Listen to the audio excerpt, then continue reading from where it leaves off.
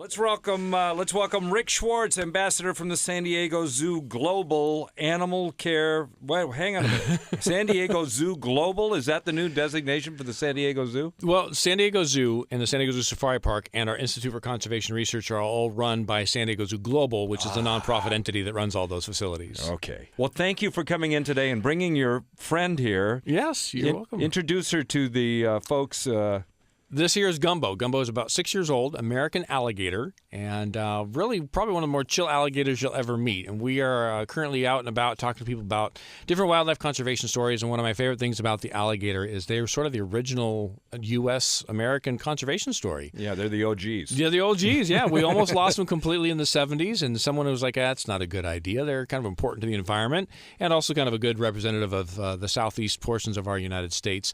So the government stepped in and actually put together a program that is now, at this point, there are more than we need, and there's farms for them, and they're off the endangered species list. So it's really kind of a great story. Everything about them, their structure, they have little sensors up front for even detecting the smallest movement of water, their eyes, the vision they have above the water, everything, all these adaptations for life that they lead is truly amazing. They're one of the best predators out there as far as everything their body is on them is for the function of survival. By the way, tell us about, before we meet our feathered friend here, tell us about San Diego Zoo Kids, which is a closed-circuit TV channel, as I understand it. Exactly. So San Diego Zoo Kids is something that's going all over the nation. We film and create our own content that then goes directly to that channel. So think of it like a closed-circuit television situation.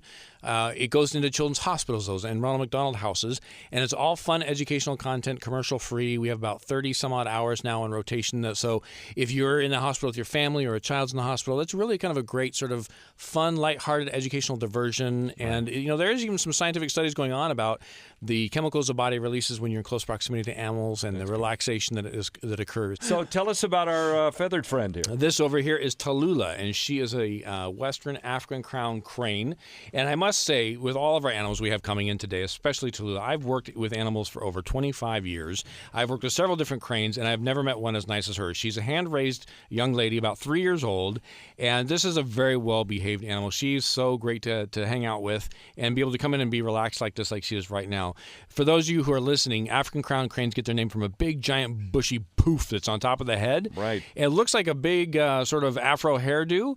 The reality is, though, everything on her is feathers, not hair. Huh. Now, feathers and hair do grow from keratin, and they grow similarly, but feathers are truly separate from hairs in the structure and how it's actually coming out of the body. Right. On this bird, you could see a wide variety of different feather styles, from the little black poof ball on top of the head to the large golden poof that she has there, and then down her neck, longer strands of feathers into her wings.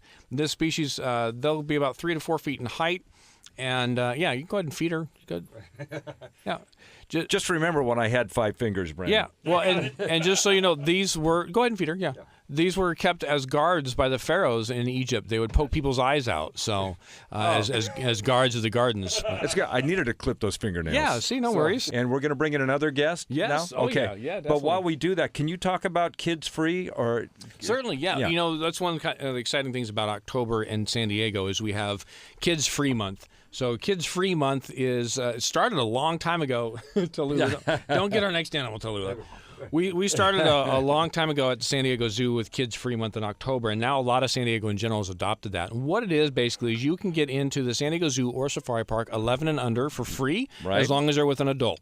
So if you've got a family of 3 or a family of 16, it doesn't matter. The kids 11 and under get in for free and get to enjoy their full day.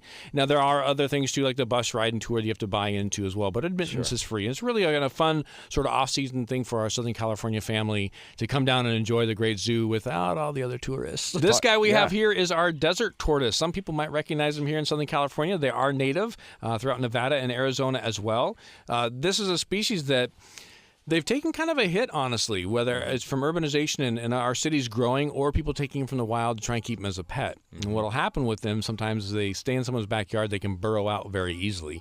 And they'll go back into the wild population, but they may have caught some sort of disease they're bringing back from that urban life into the wild. So it can be very challenging on many levels for this species. But they're a really fun animal to learn about. A lot of people think desert tortoise is kind of boring and slow. Mm. One of my favorite fun facts about them, when they sense barometric pressure change, meaning rain is coming, which isn't very often in the desert, they will purposely dig shallow little gullies or sort of dish out little bowls around their territory. And so then they'll go hide in their burrow during the rainstorm, come back out, and they've collected water. Wow. So there's a little insight as to how much more is really going on inside that animal's mind than someone thinks, oh, it's a stupid little reptile. We're going to have a cat jump right up here on the counter.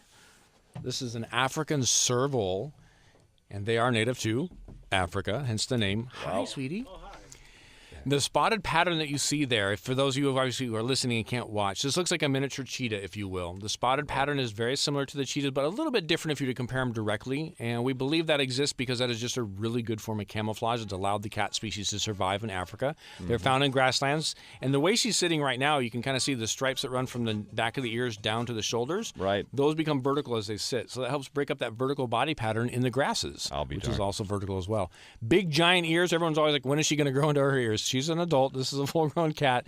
The serval is well known for having oversized ears because they will, get this, actually hear birds flying towards them in mid-flight. So they'll be down on the ground in a seated position, use those big satellite dish ears to hear birds flying towards them at a distance and time their leap straight up in the air to grab that bird out of flight 12 feet or more into the sky. Cats are amazing. Let's talk about the Africa rocks. Yes.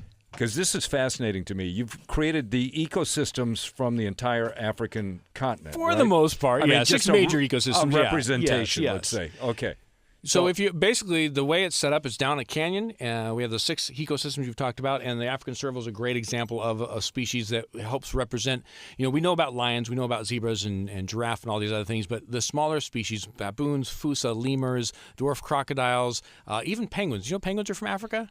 I kind of knew that. Some people, it's usually, I think I heard that somewhere. Yeah, right. It's true. There's a South African species of penguin called the black-footed penguin, and they are critically endangered. They have lost a dramatic amount of population, and so zoos across America, and San Diego Zoo is joining in as well, to basically help with that cause. And so now you can see penguins at Africa Rocks at the San Diego Zoo, along with all these other species. Let's introduce our next couple of guests here. You've got a couple of bandits here. One of my favorite little bandits, and sometimes referred to as the trash panda here in North America. This is actually a little 8-week-old raccoon. We have Pinecone and Acorn back there. They were found without their mother, so they are with us. And this, by all means, again, what you're seeing and what you've seen with our other animals, these are not tame or domestic. These are trained. We work with them every single day. Professional trainers working multiple hours to make sure they're comfortable in these environments. If you have one as a pet, it usually never works. So many times people try to keep these animals as pets, and unfortunately what happens is either the animal has to be euthanized or they end up hurting somebody, and it doesn't work out. So it's better that if you ever come across an abandoned baby here in North America, as far as these animals go, whether it's a raccoon or opossum or skunk, let the authorities know, and they'll make sure it gets to the right place to take care of it.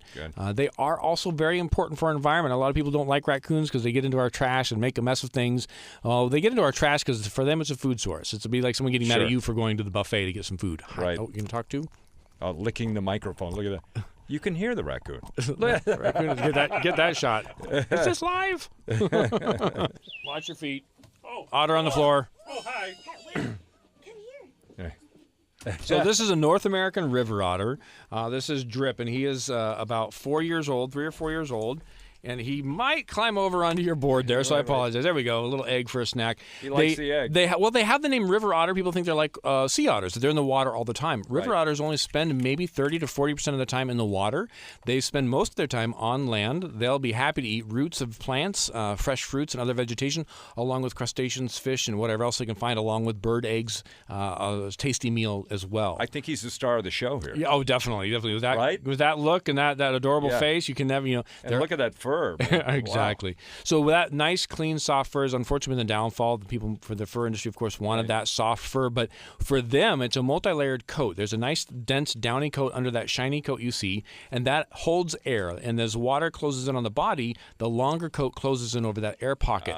As they swim, it looks like they're releasing bubbles from their body. It's just the bubbles coming out of the coat. That air creates the insulation. So even in snowy days in ice-cold water, they can go swimming and it doesn't affect them. It's sort of a built-in insulation that way for them. So it's like their own wetsuit. A perfect wetsuit, yes. Yeah. Nice big tail there, helps kind of propel them along with the back feet for steering. Very strong for their size, surprisingly strong. People don't realize how strong they are. It's like one muscle. It's just like a muscle, yeah. It's all from the nose down to the tail. Right, like a 3-foot-long muscle. Yeah, and they're very effective at what they do, which is keeping their habitats there along the shores of rivers or lakes or ponds. And they'll even swim near oceans at times. If there's a mouth of a river going to the ocean, too, they'll take advantage of that brackish water. And Kids Free, presented by Mission Fed, is in the month of October. Yes. 11 and under. Yes, 11 and under, get in for free at the zoo or safari park. Accompanied by a paying adult. Yes, of course. Of course. Don't just drop them off. Rick Schwartz, thank you so much for coming in today. My pleasure. Thanks for bringing your guests. They're yelling for you out in the Yes, hall. they are. So we'll have to let you go, but thank you so much for being on KR. Oh, thanks for having us. This is great.